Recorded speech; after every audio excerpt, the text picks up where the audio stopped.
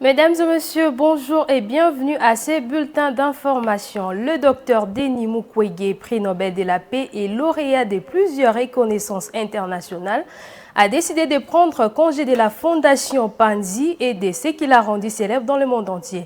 Le réparateur des femmes s'est engagé officiellement dans la politique ce matin 3 octobre 2023. Le docteur Denis Mukwege a déposé sa candidature au BRTC de la CENI sur le boulevard. Je vous prie de revivre ses propos d'hier 2 octobre à Fatima lors de sa décision. Suivez. Le docteur Denis Mukwege, lauréat du prix Nobel de la paix 2018 et fondateur de l'hôpital Panzi, a annoncé son retrait temporaire de la direction et de la gouvernance de l'organisation à but non lucratif. Il a déposé sa candidature à la CENI ce mardi 3 octobre. Cette décision, intervenue à la suite de son annonce à l'église catholique de Fatima, à Gombe le lundi 2 octobre de sa candidature à l'élection présidentielle de décembre 2023, faisait suite au don qu'il avait reçu d'un chèque qui couvrit les frais de sa candidature. Je déclare que je suis prêt à réaliser ce projet, mais avec vous. J'accepte donc d'être votre candidat à la présidence de la République démocratique du Congo et je vous remercie.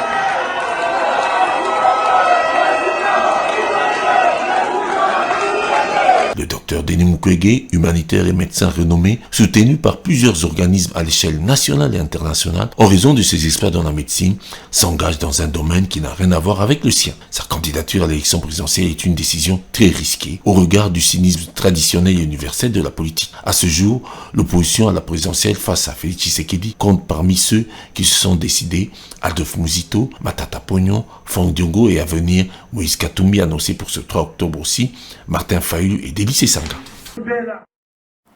Les dossiers et les missions dévolues à chaque ministère du gouvernement sont généralement bien définis selon les attributions des uns aux autres. Seulement lorsque la territoriale est impliquée dans un dysfonctionnement, c'est toute l'administration qui est en danger. C'est le cas déplorable qu'a relevé l'honorable député national Alphonse Ngoïka Sandji, qui a épinglé la confusion qui règne entre la vice-primature de l'Intérieur et les ministères de la décentralisation en termes de nomination. Suivez un extrait en plénière de l'honorable à ces sujets.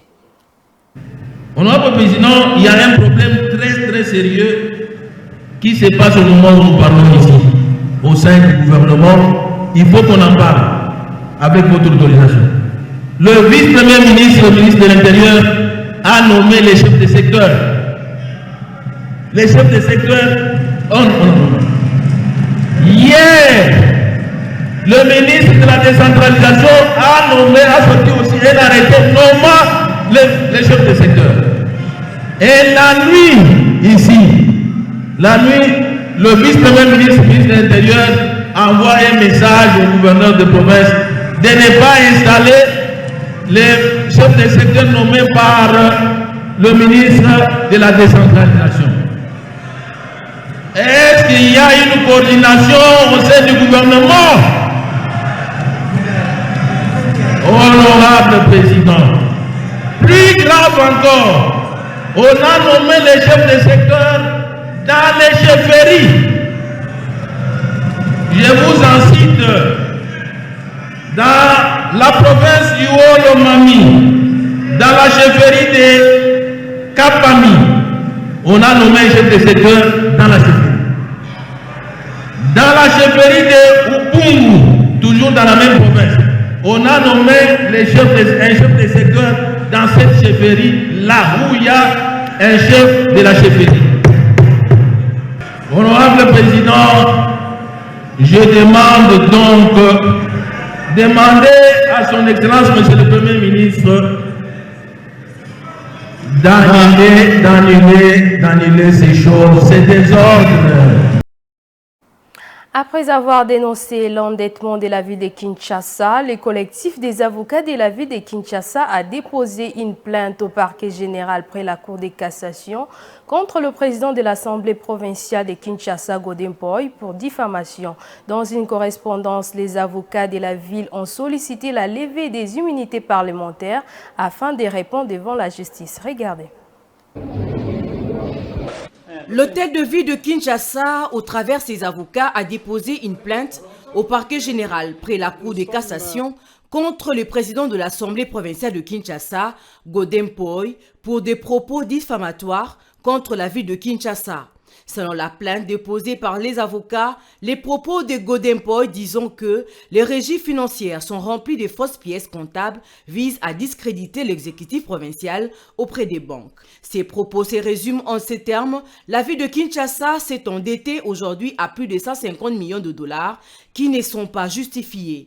Les régies financières sont remplies de fausses pièces comptables. Ces graves déclarations mises à la place publique portent énormément préjudice à la ville de Kinshasa qui perd sa crédibilité vis-à-vis de l'opinion publique, mais aussi de ses partenaires, dont le banc. Ainsi, face à la gravité de ces propos diffamatoires, l'hôtel de ville de Kinshasa, à travers le gouverneur de la ville, sollicite à obtenir de l'Assemblée provinciale de Kinshasa la levée des immunités de l'accusé pour qu'il réponde de ces faits devant la justice. Nous sommes mandatés par la ville de Kinshasa pour déposer plainte devant le parquet général près la Cour de cassation contre l'honorable président de l'Assemblée provinciale, M. Godefroid Mpoyi Kadima, pour les propos diffamatoires qu'il a tenus en date du 26 septembre 2023 lors de sa sortie médiatique à la radio Top Congo. Et ces propos contre la ville, il déclare que la ville s'est endettée à l'auteur de 150 millions de dollars qui ne sont pas justifiés à ce jour et que toutes les régies financières de la ville sont à ce jour remplies de fausses pièces comptables. Ces graves propos mis à la place publique portent énormément atteinte à la ville de Kinshasa et fait perdre sa crédibilité auprès de l'opinion publique et auprès des différentes banques. C'est ainsi que nous estimons que la justice puisse être saisie de ces faits pour que son auteur puisse répondre et apporter des preuves de ces déclarations. Je crois que les droits tout prévus, il y a les immunités parlementaires, mais il y a aussi les mécanismes tendant à lever ces immunités. Je crois que la procédure devant le parquet général près la Cour de cassation pourrait aboutir aussi à la levée des immunités des 7 honorables pour qu'ils puissent justifier ces déclarations devant la justice. Parce que on dit qu'un mensonge 1000 fois répété devient vérité. Donc il a acquis l'habitude de passer devant les médias, de faire des déclarations, et je crois que l'opinion est en train de croire à ce qu'il est en train de dire. Le moment est arrivé de lui donner cette opportunité avec les éléments à l'appui, de les prouver devant la justice. Révèle la plainte déposée le lundi 2 octobre par les avocats de la ville de Kinshasa. En guise de rappel, Godem Poy a été destitué par la plénière de l'Assemblée provinciale de Kinshasa. À la suite de cette destitution, la Cour d'appel de Kinshasa-Gombe avait suspendu cette décision de l'Assemblée provinciale et Godem Poy avait repris ses fonctions. Depuis lors, visiblement, il y a un conflit qui demeure entre les présidents de l'Assemblée provinciale de Kinshasa et quelques membres du bureau, notamment Junior Nembalemba, ainsi que le gouverneur de la ville de Kinshasa, dont le proche de Godem Poy l'accuse d'être derrière sa destitution.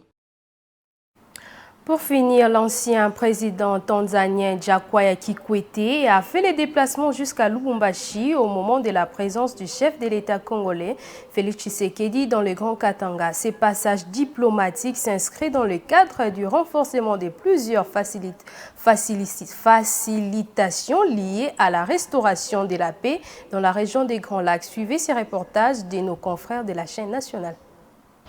C'est à 15h10, ce lundi 2 octobre, que l'avion transportant l'ancien président de la Tanzanie, Jakaya Kikwete, a atterri sur la piste de l'aéroport international de Lalwano. Accueilli au bas de la passerelle par le vice-gouverneur de province, Jean-Claude Kanfwa Kimimba, ainsi que les hauts représentants du chef de l'État, Serge Chibangu. Jakaya Kikwete n'a pas été bavard sur l'objet de sa mission dans le Haut-Katanga. At the invitation of the President, in my capacity as chairman of the panel of elders, I've come here to listen, talk to the President and and hear him out. Je suis venu en tant que le président des experts ou des sages de la SADC et l'écouter. Je suis prêt à l'écouter, je suis venu répondre à son invitation.